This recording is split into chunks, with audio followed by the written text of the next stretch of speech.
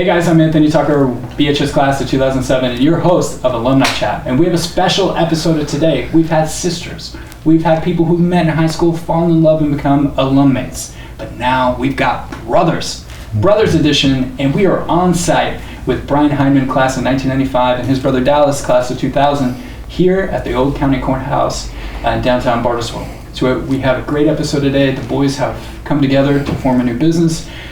They've got a lot of properties within their portfolio, but most important to the community right now is this piece of history that we're setting in today. So boys, how are you doing?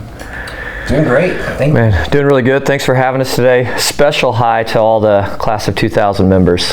Shout out Jason Flick,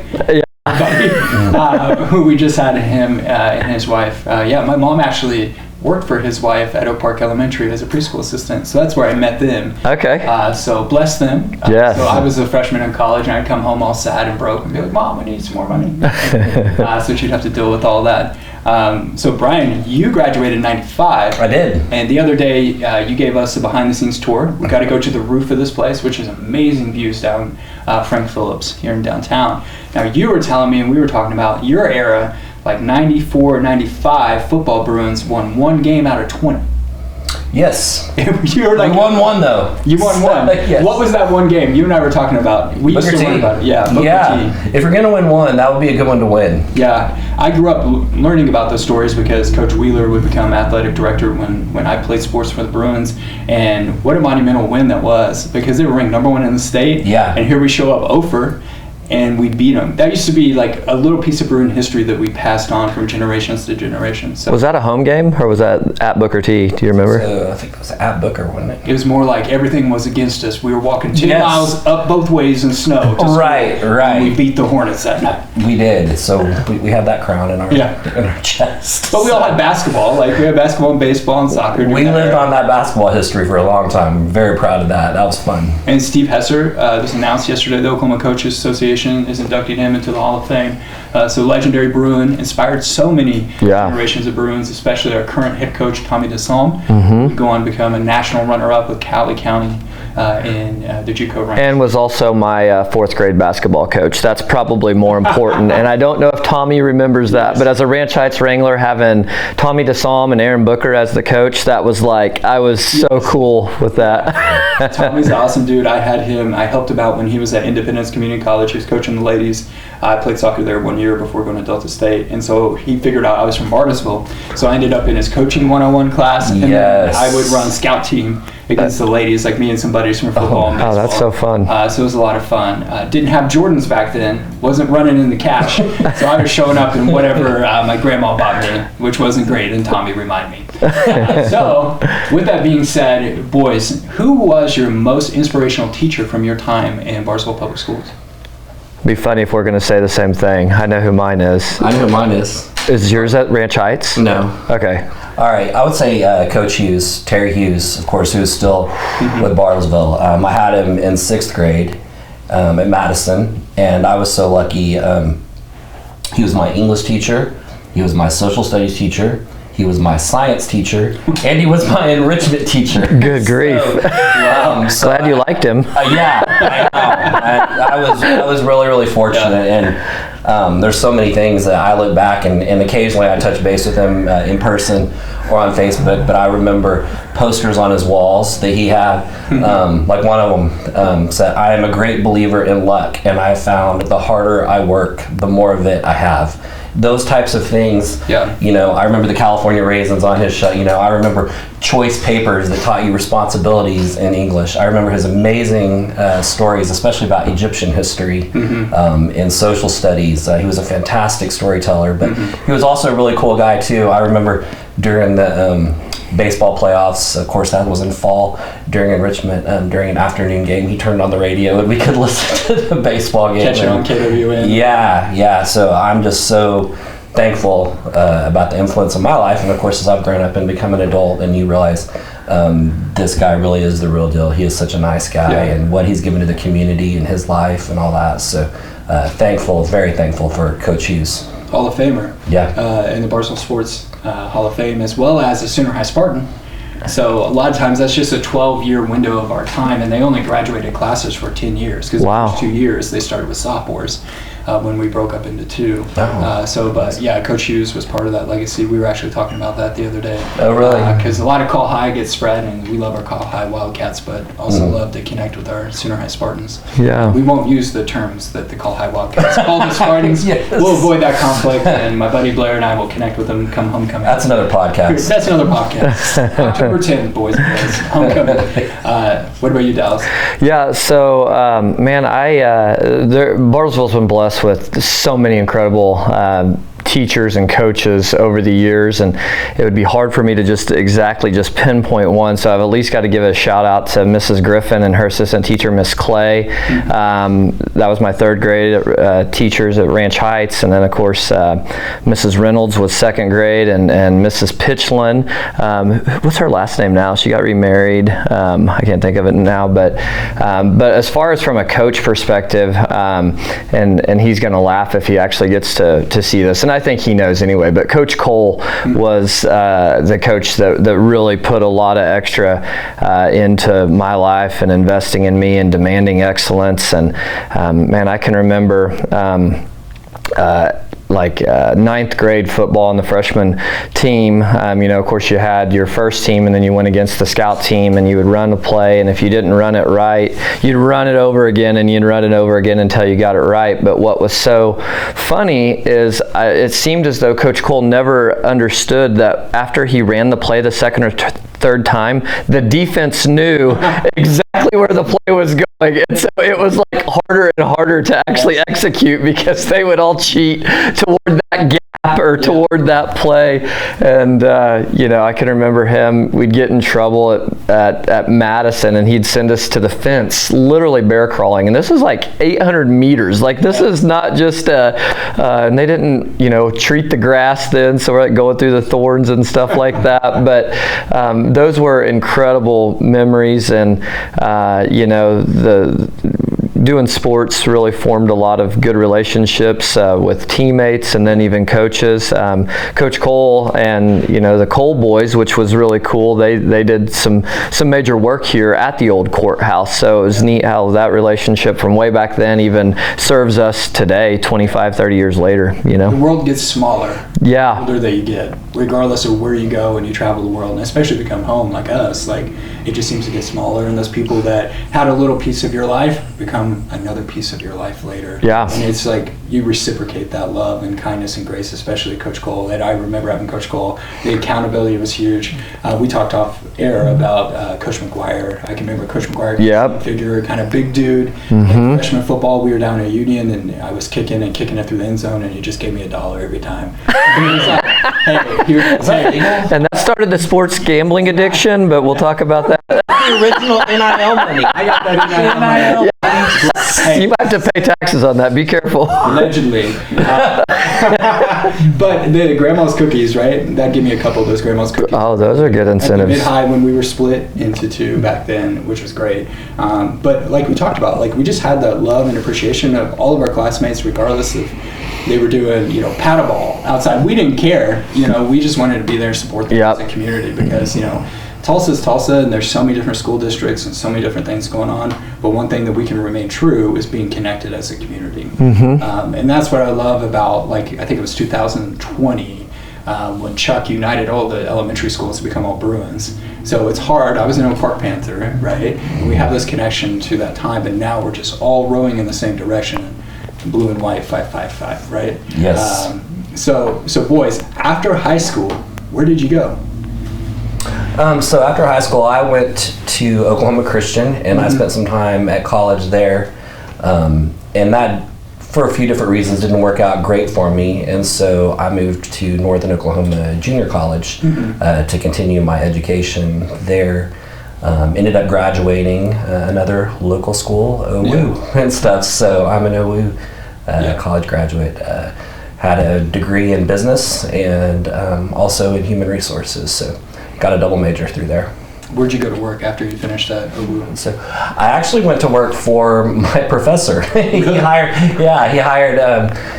became head of the Adult and Graduate Studies program, and then he hired me as a recruiter So I traveled all around to the college, basically just trying to get people to go to OWU and look at it, helping evaluate transcripts and gather all that financial student aid and all that kind of fun stuff. So did that for a while, so made that connection. It was kind of an honor too, though, that your head professor asked you to come on board and work there. So that was a cool experience. It's always those people that move you along the chessboard. Yes. And getting to where you want to be at the end. Mm-hmm. And that little bit of investment and grace and love goes a long way. It does. And that's what's cool too. And it's what, I encourage with my kids as they're growing up and they're teetering on that adulthood, is just realize that everybody you meet is a network. And while you may have something to offer them, they might have something to offer you as well. And so don't burn those bridges and, look for those opportunities and those relationships to develop them. Yeah, because you never know where it's going to lead to. That's like one of my favorite things to do is with fast food Valentine's, like delivering care packages to ladies working on Valentine's. Like there's nothing you're reciprocating, but you don't know how that's going to move them along, what they're going through. Yeah. Sometimes the emotion is they're so overwhelmed with emotion, they just start pouring out crying. And it's so good for the kids to experience that we might have, curtains put up on what's really going on behind the scenes, like a Wizard of Oz. But sometimes we've got to let that down and truly authentically connect with each other. That's the only way we're going to continue to grow. I think, too, one of the cool things that Dallas and I have talked about is, when we got the courthouse in April, so getting close to a year, one of the biggest honors that we have is the opportunity to change the whole culture here. Mm-hmm. If these people walk in these doors and it's a little bit brighter, or they have some fun music playing, or just simply looking them in the eye and saying, good morning, joke around a little bit or whatever, it just kind of lightens the load a little bit, right? And a healthy employee is a happy employee, is a productive employee.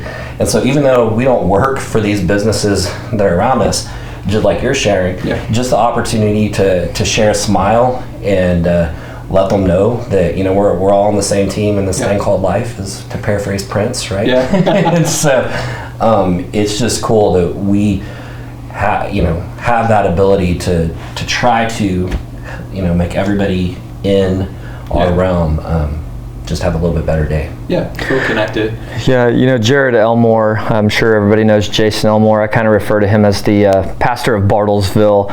And we were visiting just the other day, and he said, what are you really trying to achieve with the courthouse?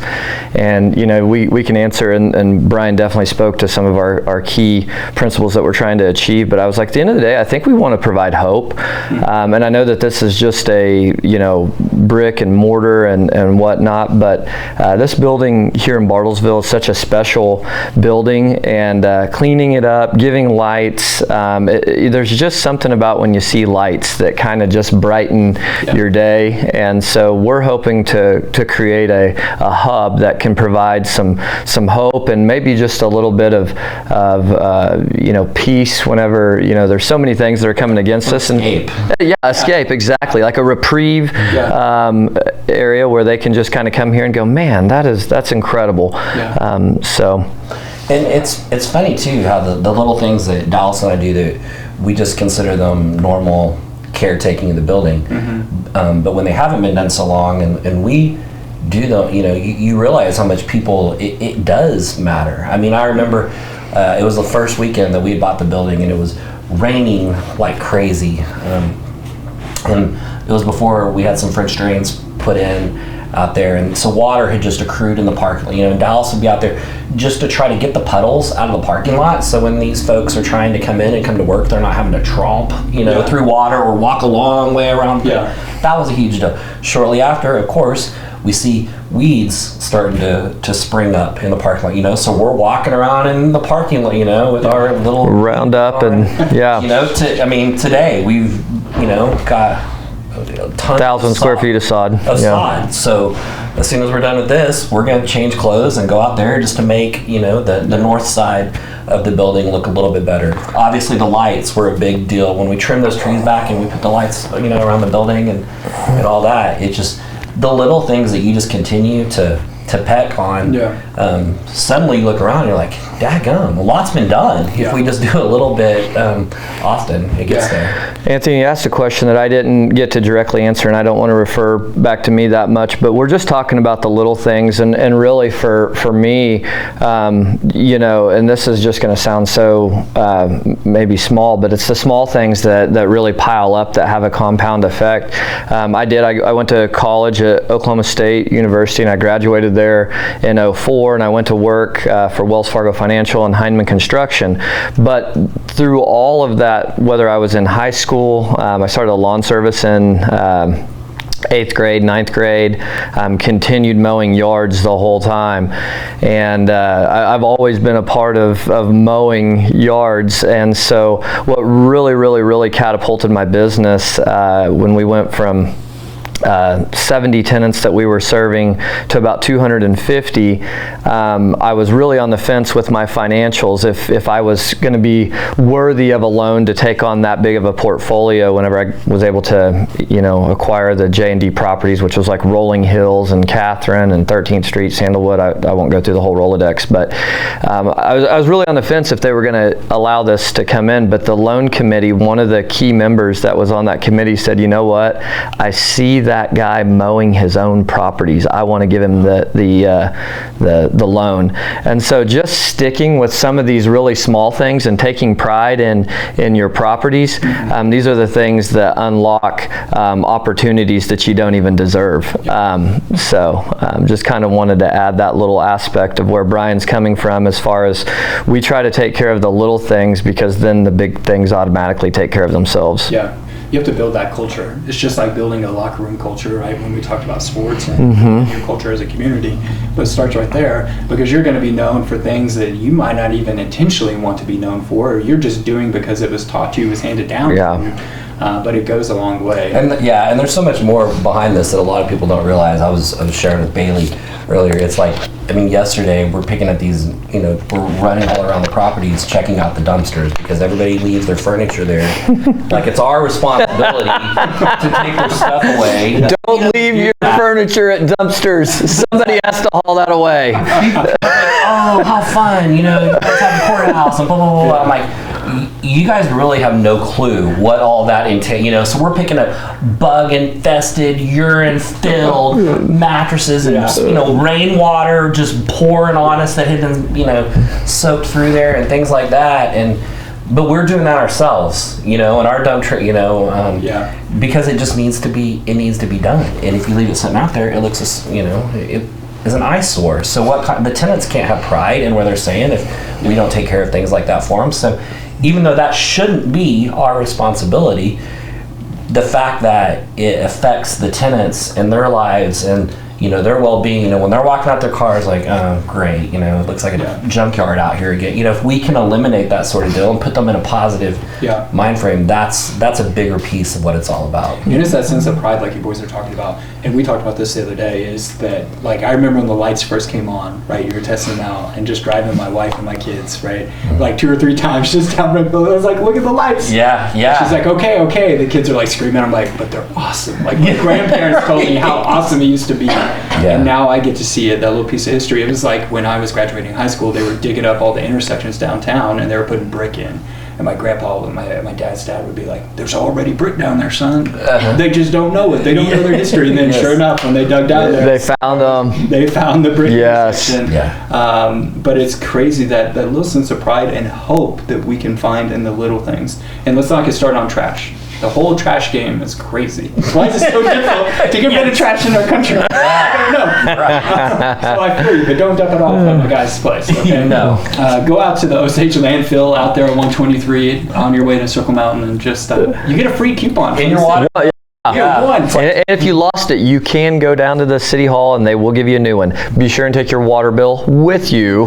That's important. Yes. But don't make photocopies. That's not going to work either. They're going to see right through it because it's a special color of yellow paper. So I feel like that'd be a Seinfeld episode, like finding where the papers are. Yeah. Right. When they went, remember the bottles when they were like, we can get more money in Michigan. They loaded up the post office truck and drove it out there. So I feel like I'm on the same level when it comes to trash about that. Okay, so coming full circle, how did you boys come back together? and start this, Archway Properties, and start working as a unit again? Well, the kind of the Cliff Notes version is Dallas sort of had his real estate portfolio. I kind of have my real estate portfolio. And even though it was separate, like, it wasn't uncommon for us to like kind of look after each other's stuff when Dallas may leave town, I may leave town, or whatever. Yeah. And so we've always been pretty familiar with each other's stuff. We have been playing one-on-one Monopoly. That's really where it started That's really it probably is. With Dallas being younger than me, early high school, like I would go out with my friends on the weekend, and I would come home, I don't know, 11:30, midnight, whatever it was, and Dallas would literally already have the money counted out, and I would sit down. Yeah. I could not wait for Big Brother to come home so we could play Monopoly. Well, yeah, one-on-one. So and we played a lot. My family can attest to hundreds, thousands of games of one-on-one Monopoly. Yeah. So it started back then, and then, again, we had our own real estate portfolios, and then Dallas's stuff was starting to really take off and get bigger, where he knew that he was needing a little bit more help. It's pretty much the one guy, and I had my stuff well under control and all that. And then it would be October of 2023. Some things were going on in my life, and Dallas was neat, and so we're just like, let's just do this all in together. All in. And so we pushed all the chips to the table and said, let's do this. Yeah. And it's been fun. It's been incredible. The growth we've already experienced in a year. There's stuff that we're not ready to fully announce of things that are going on, but there's a ton going on under the surface that we'll be sharing when the time's right. But there's just a natural energy, and I know how he's sizing things up. He knows how I'm looking at it, and we know like kind of each other's holes. So we kind of plug away, and sometimes I want to get involved with something, and Brian's like, we should probably focus right here. And so Brian has to rein me in a little bit, but yeah, Affinity Properties was the original business that I had, and that was started in 2008. And affinity means a natural draw or magnetism. And the whole philosophy is we wanted people drawn to our business just like we're naturally drawn to our Creator. So we've tried to stand on the principles of trying to operate a business as how a Christian businessman would do it. And there is difficulty in that because people are like, oh, you're Christian, you should give us your rent for free and be charitable and stuff like that. But there's this balance of doing it right, but gracious, providing a standard for a good value, and that's one of the things we've always tried to do. And then when there was a merger that took place about 2.5 years ago, Affinity Properties, a portion of that business got bought out, and you learn and grow. And I didn't realize I wouldn't have an entity that would own Affinity, and so that's when Archway Property was launched. And it wasn't shortly after that I had to bring Brian on. It got too out of control. And the thing about Archway too, and the similarity with Affinity being a natural draw, Archway that's a tip to our father as well, and our upbringing. The city of St. Louis was such a huge deal when we were children, and my dad would say, hey, we're going on vacation.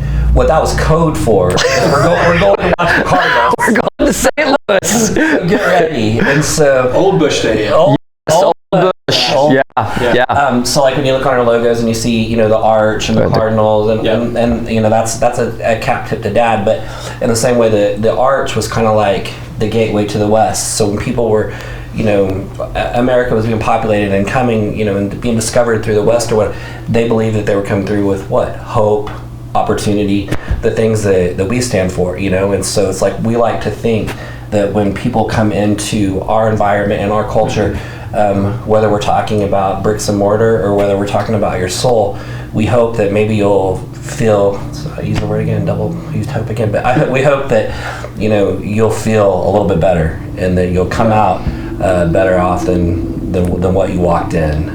Like I said, whether that be your heart condition or whether that be where you're staying. Yeah, and a guy I really look up to who's the CEO of Region Bank in Tulsa. So Sean Copeland. So Sean started a business where it's called 94X, where 94X is all about you spend 94X more time at work than you do church. And so he's integrated his faith into the principles of Region Bank, because originally when he bought that, it was based in Novato, Oklahoma, to our friends to the east. And so he's been able to grow that and then been able to implement his principles, where he does a phone call every morning at 8:17, where they have, a little bit of scripture they go over the day. But I've really looked up to him and how he's grown that and to make sure he's implementing his principles so they're fulfilling their cup, not just by the financial means I'm making money at work or I'm making an impact, but also on the spiritual side.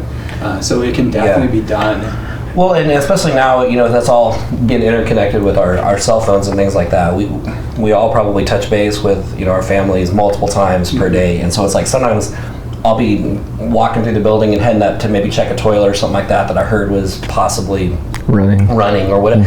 And you find somebody in the hall that just found out their grandfather had a heart attack. Or a week ago, I caught someone in the elevator and she just gotten a call from school and their kid had been put in some really tough situation, and you just have the opportunity to share a smile, a little bit of encouragement, and that sort of thing, and just take care of our people the same way we would take care of our properties, right? So that little story, that reminds me, I got to share one. It's a little lighthearted, but it's along the same lines of being able to help. It makes me nervous because I'm like, oh God, going back to my childhood when I did. I hate when just being an owner operator that actually is on the grounds every day. You're in the trenches with the families you serve, and so I was at the George and Arbs apartments, and I hear kind of this commotion taking place in the back, and of course so I work my way back there, and this guy, Robert's his name, he was running, and this is a bad deal. He tripped. He was running. A pit bull was chasing him. He was running, and he broke his leg, and it was a compound fracture. And I could not get him in the front seat of my truck because there wasn't enough room the way his leg. So I had to put him in the back of my truck. I don't even know if I've told you this, Brian. Maybe I have. Maybe it'll come back. This was before we were working every day. Stories don't surprise me. They happen way more frequently than we care to deal with. I get him loaded in the back of my truck so that he could kind of lay down, and I'm taking him to the emergency room, and I'm like, Rob, what can I get you? I've got an extra bottle of water. I'm giving him water. And he's like, really, Dallas, all I want is a pack of cigarettes. And so I bought my first pack of cigarettes.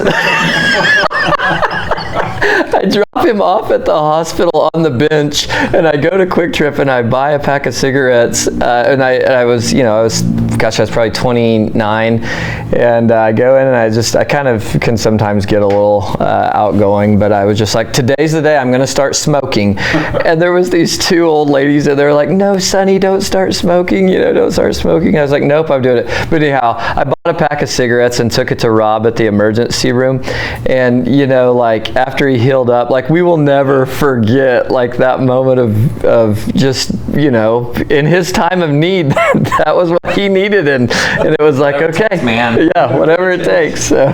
Oh my goodness. That reminds me of a quick story about my dad's dad. He, that was a different generation, and they were so tough, and he had a quadruple bypass on the same. Oh my gosh. And the first thing, and so I think we were hanging out in Tulsa, eating lunch somewhere, probably old school Chuck E. Cheese back in the day with the animatronics. Oh yeah. Then they break it to us he might not make it, he might go to heaven today. And so we go into St. Francis. He's setting up. He's already sewed up, and he's already got a cigarette. The doctor goes, hey, Mr. Tucker, you need to put that out. He's like, I know a lot more old smokers than I do old doctors. Oh my God. That's my go-to cigarette story. That is why I never smoked. And also, my dad don't smoke. And that was finding the cups around the house. Making its water. It was not. Oh, that's bad. That's what kept me from. So all that watch, don't smoke. Don't smoke. We don't recommend doing it. But no USB devices that the kids call vapes. I don't understand that either.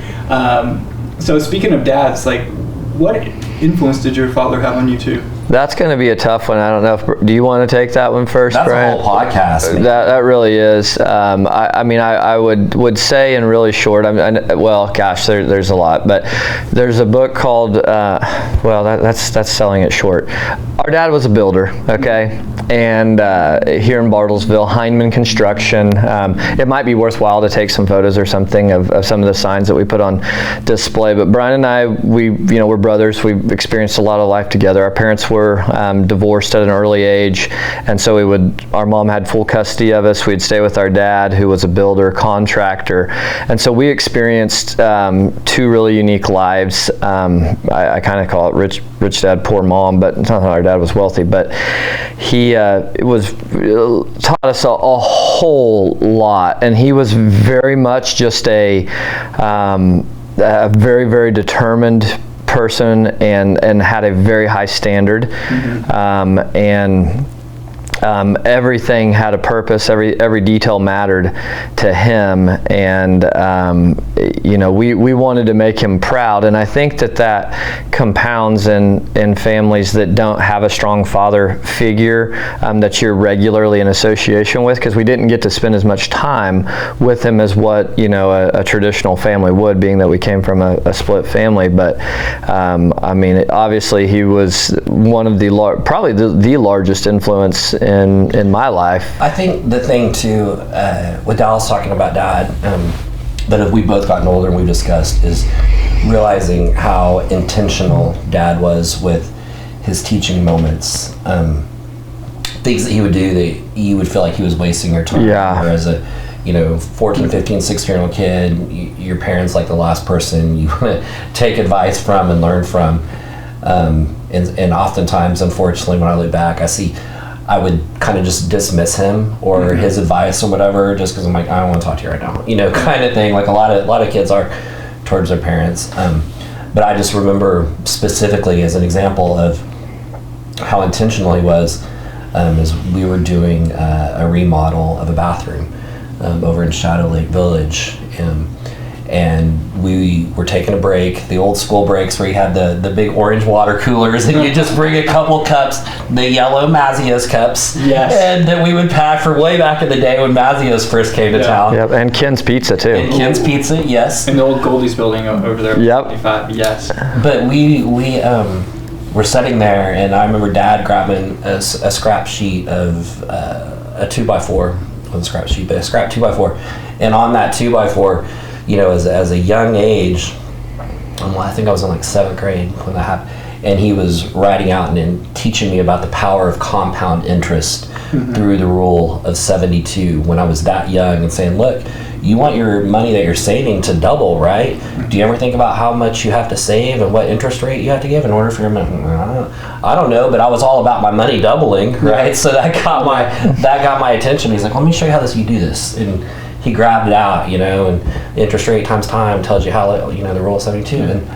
And there's so many examples like that we could give where Dad went out of his way just to take advantage of that 10-minute break we had there. Maybe we were breaking physically, but he's like, no, this is opportunity to share a little bit more. And then, of course, beat it into us as well that, well, not literally, but... My dad did not beat us. We were not beat. We were not beat. He's not going to jail.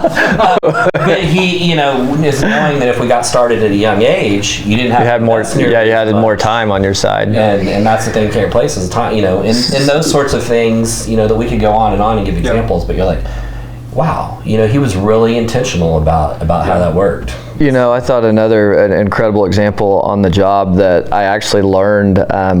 After he passed about 13 years ago, but and people, of course, were sharing stories, because being in business in Bartlesville for 30 years, in one way or another, he's probably touched about 75% of the homes at some point, in some way, in some component. And one of the ladies shared a really nice story about how the very next day new wood floors were going to be laid. Well, there had been tile that had been put down, and this tile was not coming up very well, and the glue was just really stuck. And this was probably early 90s or so, didn't have the chemicals and stuff that we have now to help remove it, but I guess he was just throwing his arms at this glue with the pry bar and different things to get the floor completely smooth. And it was about... He came back later.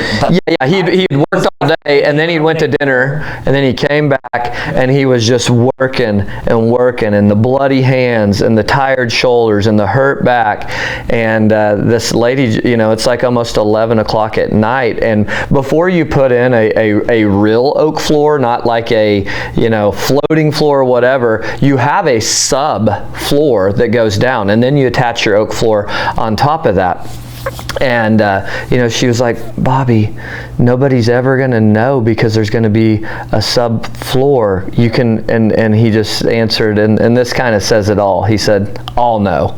Yeah. He knew that it needed to be done right, and the floors were going down the next morning, and he had to stand in that time, in that gap, to make sure that the floors would go down the next day. And that was just kind of part of that tough grit principle. No matter what it takes, I'm going to do it. And so, we had a really good role model to see that. And whenever you see that, you're like, okay, we can do that too. And so there's a lot that goes in behind the scenes to, and this isn't just to us, but it's really for anybody. Any person that you might look at as successful, you're really only just seeing the tip of the iceberg. Really, all of the work and all of the dreams and all the passion, all the blood, all the sweat, all the tears, that's under the surface, and people do not at all see what goes into actually creating that. Yeah. So, and that was so symbolic of that generation. Yeah. That we're not going to take the easy way. They said we can't go to the moon. We're going to go to the moon. We just did things, and it was hard. We would know, like you said, your dad said, like I will know if I cover this up. No one else is going to know when someone walks across it. The integrity of the floor, the aesthetic of the floor is not going to be compromised. But I will. But and how cool is it though too? Is because you do those little things, and that lady saw, dad there late at night do it, and knowing that no one would know that, but the dad was still taking the extra initiative, you're able to trust that all the other things that you might be able to see, and darn well that he's, really looking under everything with a microscope and not taking any shortcuts to get things done, that he wanted them done right, and so that he could look at himself in the mirror each morning and think, I did the best I could. Yeah. So do you feel like his presence you should still kind of feel it now that you boys are doing this together? You kind of hear his voice. The coolest thing, the Cliff Notes version is, I think it was 3 days ago, Dallas was having to justify some paperwork or whatever, and Dallas pulled one of my dad and my grandpa's old oh my gosh, from way back when, and like Dallas shared, our dad died on his 60th birthday, New Year's Eve 2011. But so that was some time ago, but even still, literally, not just in a symbolic way, but in a practical way, he pulled a contract and said, look, this is how a contract is wrote, and was able to use that. And so and they released payment yesterday because of me providing evidence from how you're supposed to structure a contract. Wow, that's amazing. You're hitting your head up against the wall, and you're like, what can I use? I was like, I'll just pull an old contract out and show them, and they released payment, which was, so there's literally, there's no way to escape the lessons that we learned from him. He was such a strong, there won't be another Bobby Hindman, I guess is the way to say it. And so we feel his presence every day, and part of we do what we do for so much more of a greater purpose than ourselves. I mean, honestly, we would love to have zero glory for us. But if we can lift up the Lord's name, we can lift up our family name, and we can offer inspiration to the community. That's really what we're after. And so if people see cardinals placed in unique areas on our property or whatever it is, an arch, just know it's a hat tip to our dad, because we just know he would be absolutely tickled to death with seeing, like, oh my gosh, the lessons that he would. I remember he used to, when I got started, and as I mentioned, mowing yards is such a big part of who I am, and it's one of my favorite things of owning a lot of properties. But he used to just, at times, he would go and park his truck, and he would just watch me mow. Like, he didn't have much of a life besides mowing and the Cardinals. That was it. But it was just him making sure that it was done right, and then being proud of what we were doing. And so for him to see, Yeah. I remember summers mowing yards, like you boys pushing around my little push mower around Oak Park. And then my grandpa got a little trailer, and then he got a ride lawnmower. He got a little to get that. Yeah. But he was physically, like, he had his hip replaced, and so I'd have to get out there and push it at 11 years old. Yeah. Fell off one time in front of the lighthouse there on Disney. No. And he was sitting there, just lift it a little bit more, or I'd go into the store, Quick Trip or wherever, to get a drink, and he'd always be like, let me just get one little sip of that. And I'll just wet my whistle. And I'm like, but I'm thirsty. I'm the one who's been doing all the work. We're just sitting in the car. But he didn't believe in air conditioning either. Right, yeah. Save that money. Goodness. So where do you boys hope to be with this property in the next 24 months? I don't know. You want to take that? Well, I want to answer in two ways. There's something really important I want to share whenever people kind of look at this building.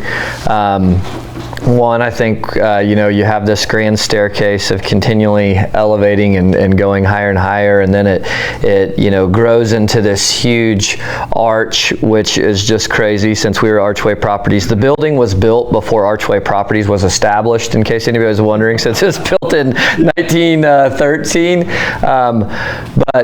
So you have an arch in the very front of the building, and that's not just like completely uncommon. Whenever you start looking for arches, you will find them. Yeah. But one of the things that is there's 1,000 things outstanding about this building, but the whole actual footprint of the back of the building is an arch. So you have an arch going up vertically, and you have an arch going out horizontally. And so for Archway Properties to end up owning a building that has a vertical and a horizontal arch, that is just like, that's kind of a God wink, I think. Yeah.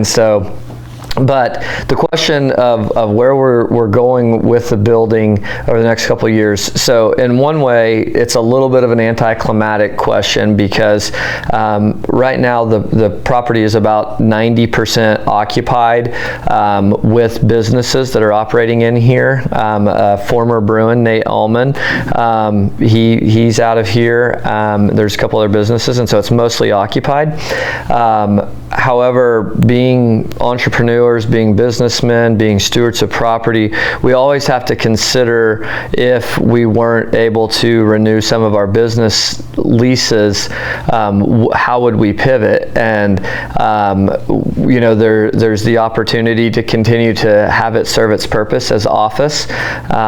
But there's also, with the grandeur of the building and the interest and the history that's here, you could pivot into other areas as well.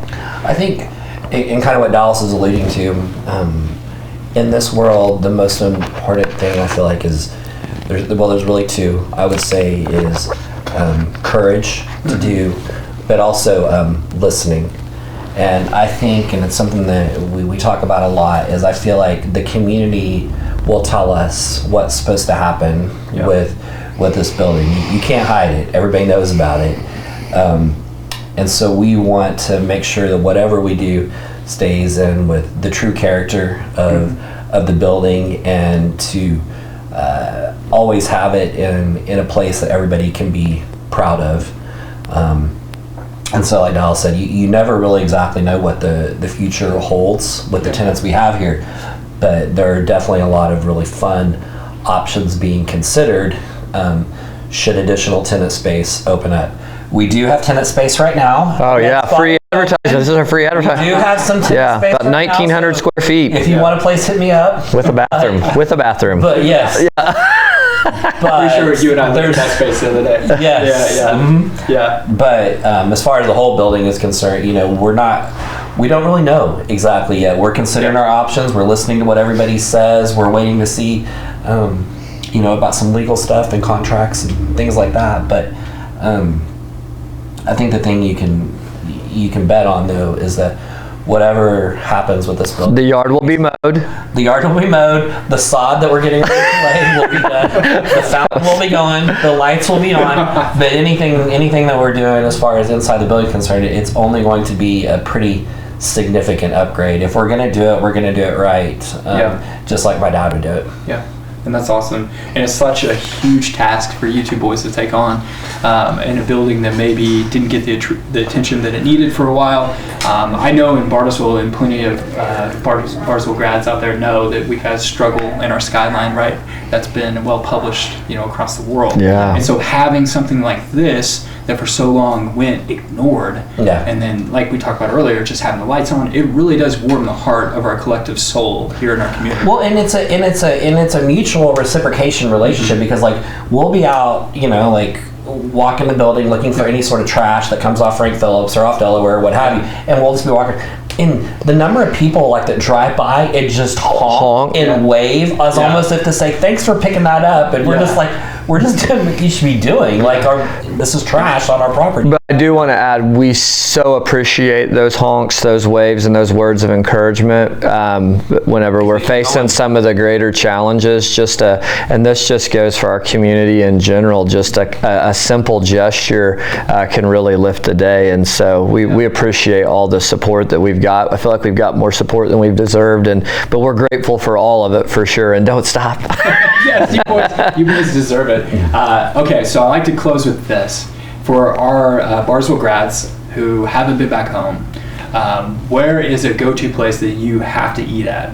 It is your go-to, and it could be a staple, a Bartlesville staple. Hey, I'll go with a newer place. Okay. I'll take Remy's. Okay. I think Remy's is a fun place for those who hasn't been around here. I would call it kind of a bar and grill sort of vibe, but you've got plenty of TVs to watch all your sports. And then you can buy wristbands and you can play all the arcade games that they have there. They've always got really good lunch specials. Oh my goodness, their sausage queso is the best. Yeah, it is really good. The best ever. And then those homemade okay, I need to start talking. You're making me hungry. Remy's. Yeah. Just definitely. Yeah, have great happy hour specials there if you want to drink or what have you. Yeah, Remy's is awesome. I love going there.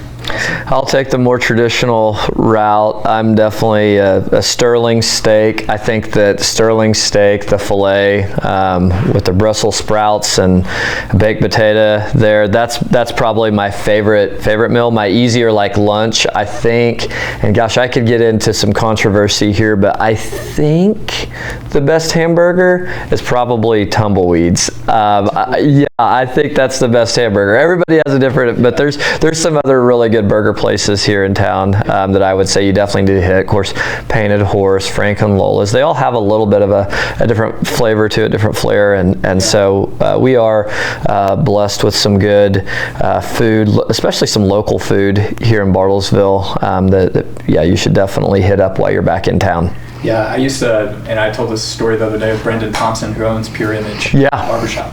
But when I come back from college, I didn't have a car.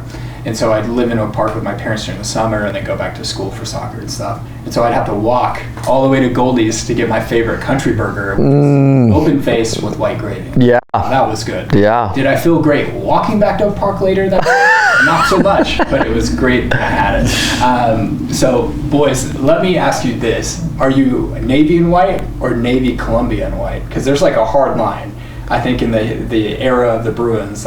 Because I remember we just wore Navy and white, and then Columbia came back after my time. Do you have an opinion?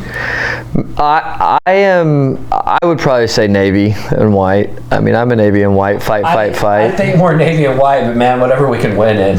I will go with whatever we win in, superstitious. yeah, whatever we win in, we're all off of that. 40, 82 to now, so 43 years? Yeah. Since we've been black and gold or green and gold. Sometimes I wish we could have some throwback gear.